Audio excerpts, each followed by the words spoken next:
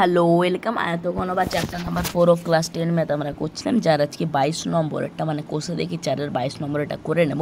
ফার্স্টে করে নিচ্ছি কি বলা হয়েছে একবার বুঝে নিচ্ছি, তারপরে এটা যখন খাতায় করব সেটার যে পিডিএফ হবে মানে ছবি তুলে 1 কপি পিডিএফ আকারে দিয়ে দেবো ডেসক্রিপশান বক্সে, যার দরকার হবে দেখে নিতে পারো। ফার্স্টে অঙ্কটা কি বলা হয়েছে দেখে নিচ্ছি। এখন আমরা জাস্ট শেষ, এটা হলেই আরেকটা লং ভিডিও হয়েই সব লং কোশ্চেন শেষ হয়ে যাবে। তারপর দুটো ভিডিও আসবে, একটা 1 নম্বরের কোশ্চেনগুলোর জন্য যেগুলো থাকে এমসিকিউ সত্য মিথ্যার শূন্যস্থান পূরণ, এবং আরেকটা 2 নম্বরের কোশ্চেনগুলো, তাহলেই শেষ। এবং লাস্টে যেহেতু এই অঙ্কগুলো এগুলো অনেকটাই সাইজে বড় দেখলে হবে না, এগুলো খুবই ইম্পর্টেন্ট এবং এগুলোই পরীক্ষায় আসে, তার জন্য ফার্স্টে অঙ্কগুলো ইম্পর্টেন্ট, তার জন্য বুঝে নিচ্ছি। তাহলে 22 নম্বর অর্থাৎ আমরা দেখতে পাচ্ছি এটা প্রথমে লেখা আছে 5 সেন্টিমিটার পুরু কাঠের তক্তায় তৈরি ঢাকনা সহ একটি কাঠের বাক্সের ওজন দেওয়া আছে, কিন্তু চাল ভর্তি করে দিলে ওই বাক্সটির ওজন তখন হয়ে যায় এত কিগ্রা। এবার বাক্সটির ভিতর দিকে দৈর্ঘ্য প্রস্থ দেওয়া আছে 12 ডেসিমিটার এবং 8 ডেসিমিটার এবং 1 ঘন ডেসিমিটার চালের ওজন দেওয়া আছে। এবারে বলেছে বাক্সটির ভেতরে উচ্চতা কত হবে হিসাব করে লিখি। একটা প্রশ্ন। 2 নম্বর প্রশ্ন, প্রতি বর্গ ডেসিমিটারে 1.5 টাকা হিসেবে বাক্সর বাইরেটা মানে ভিতরেরটা দেওয়া আছে এবং তার বাইরে চারপাশ রং করতে কতটা খরচ পড়বে একবার দেখে নিচ্ছি। প্রথমে আমাদের কাছে ধরে নাও এখানে একটা বক্স আছে, এই বাক্সের মধ্যে ভেতরের দিকে মানে এটা তো একটা বাক্স আছে, এর যে ভিতরের দিকে দৈর্ঘ্য প্রস্থ দেওয়া আছে এবং এই যে উচ্চতার ভ্যালুটা আমাদের কাছে দেওয়া নেই, তার জন্য আমাদের উচ্চতার ভ্যালুটা কোনো একটা ধরে নেব এবং তারপর বার করব। কিন্তু ফার্স্টে কি বলা আছে, এই যে একটা ফাঁকা বাক্স আছে, এই যে একটা ফাঁকা বাক্স আছে, জাস্ট এই যে একটা ফাঁকা বাক্স আছে, এই ফাঁকা বাক্সটার একটা ওজন দেওয়া আছে এবং চাল ভর্তি হলে কতটা এটা হয়ে যায় ওজন সেটা দেওয়া আছে। তাহলে ফাঁকা বাক্স মানে ভর্তি বাক্স থেকে ফাঁকা বাক্সের যদি ওজনটা বিয়োগ করে দিই তাহলে টোটাল চালের যতটা ওজন সেটা পেয়ে যাব। বোঝা গেল যে ফাঁকা বাক্সের ওজন দেওয়া আছে এবং চাল ভর্তি বাক্সের দেওয়া আছে।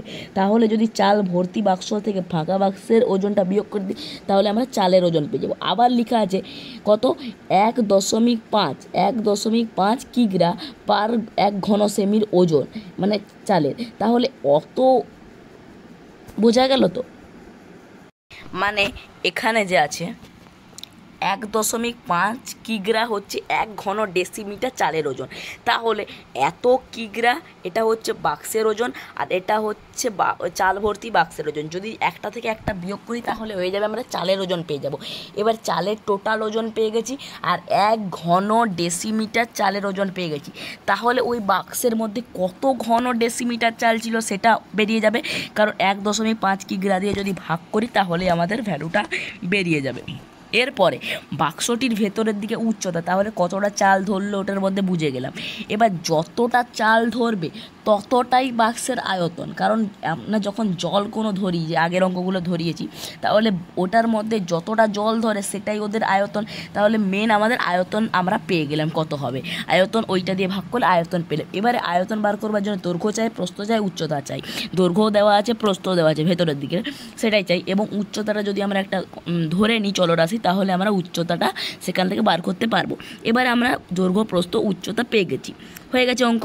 নেক্সট অঙ্কে কী বলা আছে, প্রতি বর্গ ডেসিমিটার 1.5 টাকা হিসেবে বাক্সের বাইরে। এবার বাক্সের বাইরেটা পাবো কি করে, আমাদের প্রথমেই যে একটা দেওয়া ছিল, এখানে প্রথমেই যে ভ্যালুটা দেওয়া ছিল 5 সেন্টিমিটার পুরু কাঠের তক্তা, মানে যে ওই বাক্সটা ছিল ওটার যে থিকনেসটা হচ্ছে 5 সেন্টিমিটার। তাহলে বাক্সটা সব দিক থেকেই 5 সেন্টিমিটার করে পুরু। তাহলে যখন ভেতরের দিকের আমরা দৈর্ঘ্য প্রস্থ উচ্চতা আছে, বাইরের দিকটা সব দিক থেকেই 5 সেন্টিমিটার করে পুরু।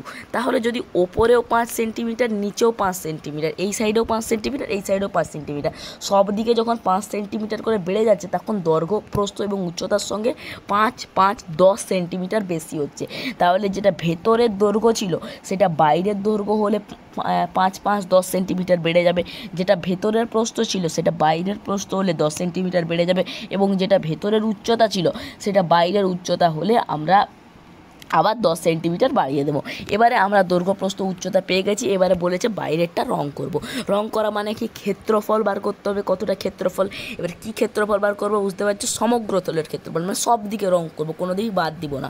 সমগ্রতলের ক্ষেত্রফল কি সূত্র, 2 ইন্টু দৈর্ঘ্যযুক্ত প্রস্থ, 2 ইন্টু দৈর্ঘ্য ইন্টু প্রস্থ যুক্ত প্রস্থ ইন্টু উচ্চতা ইন্টু দৈর্ঘ্য, এরকম সূত্র আছে। তাহলে এইটা যে সমগ্রতলের ক্ষেত্রফল, এই যে সূত্রটা পেলাম, তাহলে সমগ্রতলের ক্ষেত্রফল পেয়ে গেলাম। তাহলে যত বর্গ ডেসিমিটার হবে, কারণ ক্ষেত্রফল বর্গ ডেসিমিটার হয়, এবং প্রতি বর্গ ডেসিমিটারে আমাদের বলেছে কত টাকা, 1.5 টাকা। তাহলে যত বর্গ ডেসিমিটার হবে সেটাকে 1.5 দিয়ে গুণ করলে আমরা ভ্যালুটা পেয়ে যাব। যে ভ্যালুটা আমরা কি না, সেই ভ্যালুটা মানে যত টাকাই লাগবে বাইরেরটা রং করতে। আশা করি বোঝা গেছে। তাহলে আমরা শুরু করে দিচ্ছি 22 নম্বরেরটা। প্রথমে যেটা চাল ভর্তি বাক্সের ওজন সেটা বার করে নিচ্ছি। চাল ভর্তি বাক্সের ওজন সমান হয়ে যাচ্ছে 880.5 কিগ্রা, এবং শুধু বাক্সের ওজন, খালি বাক্সের ওজন বা বাক্সের ওজন শুধু যেটা হচ্ছে সেটা হচ্ছে আমাদের 115.5 কিগ্রা। অতএব যদি আমরা শুধু চালের ওজন বার করি, সমান হয়ে যাচ্ছে আমাদের, এটা হয়ে গেল 0.5, 7 থেকে 1 গেলে 6, এবং 8 থেকে 1 গেলে 7, সালে 765 কিগ্রা। এত হচ্ছে চালের ওজন, এত কিগ্রা হচ্ছে চালের ওজন। এবং 1.5 কিগ্রাতে 1 ঘন ডেসিমিটার চাল পাওয়া যায়। তাহলে কত ঘন ডেসিমিটার চাল আছে, তাহলে আমরা লিখব চাল রয়েছে, কত হবে, 765 ডিভাইডেড বাই 1.5, এটা উঠালে হয়ে যাবে উপরে 10, ঠিক আছে। তাহলে 5 দুগুণে 10, 5 3 15, 3 দুগুণে 6, 3 5 15, 3 5 15, 255 দুগুণে 5 দুগুণে 10, 1 10 11 1, আর 2 দুগুণে 4 একে 5, মানে 510 ঘন ডেসিমিটার। কারণ 1 ঘন ডেসিমিটার ওজন ছিল 1.5 কেজি, তাহলে চাল রয়েছে 510 ঘন ডেসিমিটার। মানে বাক্সের মধ্যে 510 ঘন ডেসিমিটার চাল ধরে, মানে এটাই হচ্ছে বাক্সের আয়তন। অতএব বাক্সের আয়তনও যদি আমরা বার করে দিই, অতএব বাক্সের আয়তন এটাই হচ্ছে 510 ঘন ডেসিমিটার। এবারে যে বাক্সের ভেতরের উচ্চতা বলেছে সেটা আমরা ধরে নিচ্ছি। তো মনে করি ভেতরের উচ্চতা সমান এইচ ডেসিমিটার, ঠিক আছে, কারণ সবগুলো ডেসিমিটারেই আছে, ঠিক আছে। এবং আমরা লিখে নেব দৈর্ঘ্য সমান কত দেওয়া আছে, 12 ডেসিমিটার। প্রস্থ সমান কত দেওয়া আছে, 8.5 ডেসিমিটার, ঠিক আছে।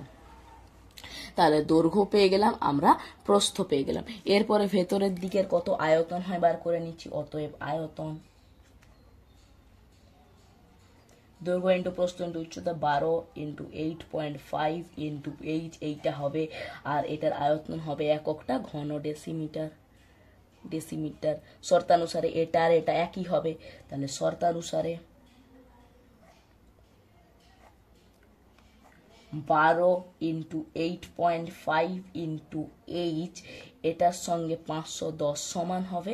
তাহলে শুধু যদি এইচ এর ভ্যালুটা বার করতে চাই, তাহলে 510 এর নিচে এটা চলে আসবে, 12 ইন্টু 8.5, এটা উঠিয়ে দিলে উপরে একটা শূন্য।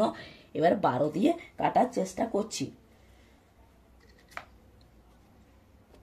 17 3 জানি আমরা 51, এবং 17 5 85, ঠিক আছে। তাহলে 5 6 5 6 30 60 হলো, আর 12 5/60, দেন আমরা এইচের ভ্যালু পেয়ে গেলাম 5।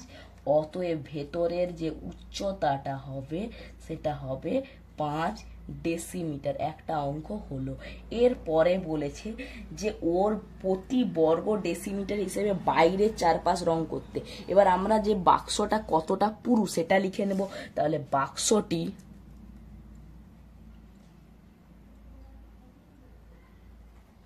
5 সেন্টিমিটার পুরু। 5 সেন্টিমিটার পুরু। এই 5 সেন্টিমিটারের পরিবর্তে আমরা লিখতে পারি, কারণ সেন্টি থেকে আমরা ডেসিমিটারে নিয়ে যাব, তাহলে মিলি সেন্টি ডেসি তার এক ঘর পরে মানে 10 দিয়ে ভাগ হবে, তাহলে 0.5 ডেসিমিটার। তাহলে এটা না লিখে আমরা লিখতে পারি বাক্সটি 0.5 ডেসিমিটার পুরু।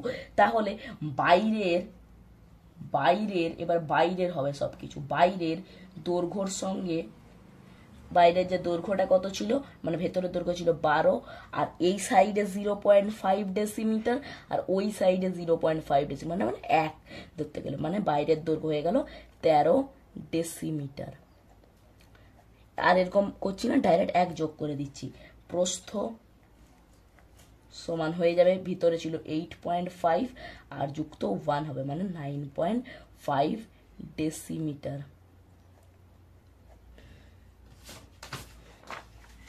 অ্যান্ড উচ্চতা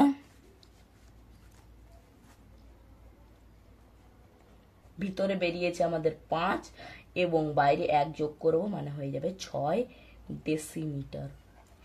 এবারে লিখব বাইরের সমগ্র তলের ক্ষেত্রফল, কারণ বাইরটা রং করব, তাহলে করব বাইরের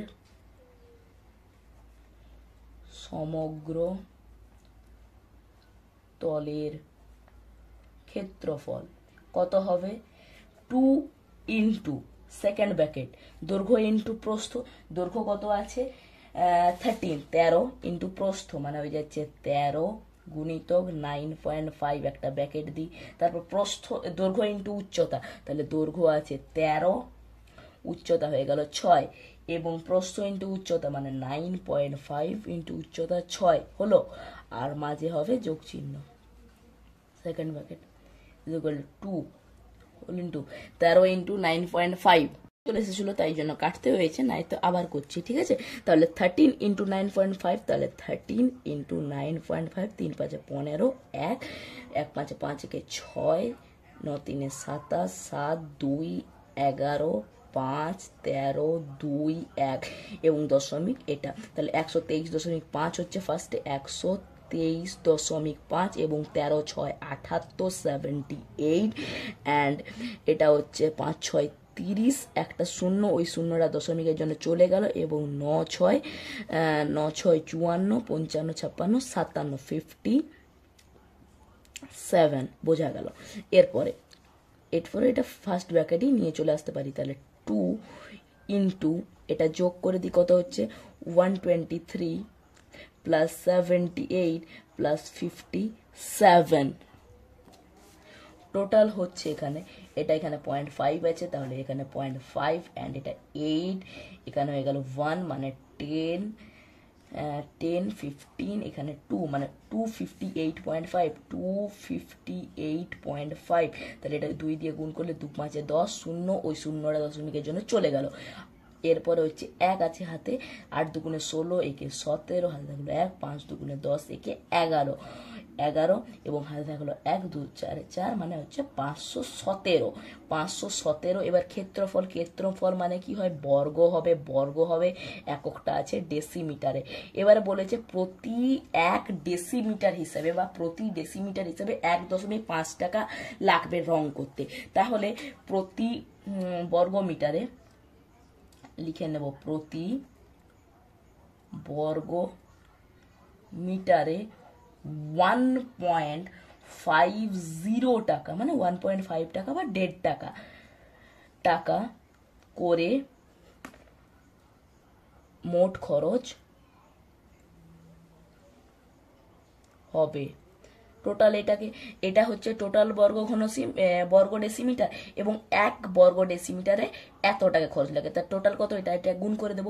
টোটাল খরচ হবে কত না 517 ইন্টু 1.5 তাহলে এটা গুণ করে নিচ্ছি, গুণ করলে কত হবে 517 অ্যান্ড 1.5, 5 7 35 আর 5 হাতে গেলো 3, 5 একে 5 একে 8, 25 অ্যান্ড 1, এটা 7 একে 7, 1 এবং 5, তাহলে 5, এটা হয়ে গেল 15, 1 6 একে 7 অ্যান্ড এটা হয়ে গেল 7, আর দশমিকের জন্য 1, তাহলে দশমিক এবার হয়ে যাচ্ছে 775.5, তাহলে 775.5 এটা হয়ে যাচ্ছে, এবং এটা হবে টাকা। তাহলে মোট খরচ হবে, অতএব মোট খরচ সমান হবে 775 টাকা। এমন 0.5টাকে লিখতে পারি 50 পয়সা। আশা করি বোঝা গেল। Thanks for watching.